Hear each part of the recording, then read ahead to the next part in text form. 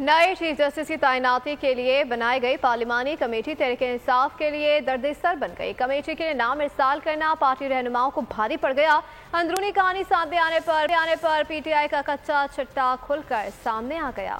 نئے chief justice کی تعیناتی کے لیے بنائی گئی کمیٹی کے لیے نام کیوں تجویز کیے؟ پی ٹی آئی میں پھوٹ پڑ گئی۔ تحریک انصاف کے رہنما آپس میں الجھ پڑے، ایک دوسرے پر سنگین الزامات عائد کر ڈالے۔ بیرسٹر گوہر اور علی ظفر کو آڑے ہاتھوں لے لیا۔ سلمان اکرم راجہ سمیت اکثریت نے نام تجویز کرنے پر کھری سنا دی۔ سلمان اکرم راجہ کا کہنا تھا کہ سیکرٹری جنرل میں ہوں، نام میری مشاورت کے بغیر کیسے دیے؟ ذرائع کے مطابق اراکین نے تحفظات کا اظہار کرتے ہوئے کہا، جب ترمیم کو مانتے ہی نہیں تو پارلیمانی کمیٹی میں شرکت کیوں؟ پارلیمنٹ میں بھرپور احتجاج نہ کرنے پر بھی شدید تحفظات کا اظہار کیا۔ کہا، ہمارے کارکن اور مقامی رہنما صورتحال پر مایوس ہیں۔ ادھر پی ٹی آئی کی سیاسی کمیٹی نے پارٹی کمیٹی کے اجلاس سے خود کو الگ کر لیا۔ صورتحال پر غور کے لیے پی ٹی آئی کی کور کمیٹی کا اجلاس آج ہوگا۔ بیرسٹر گوہر کی صدارت میں ہونے والے اجلاس میں آئینی ترمیم پر تبادلہ خیال کیا جائے گا۔ پارلیمانی کمیٹی میں شرکت کے حوالے سے بیرسٹر گوہر کور کمیٹی کو وضاحت پیش کریں گے۔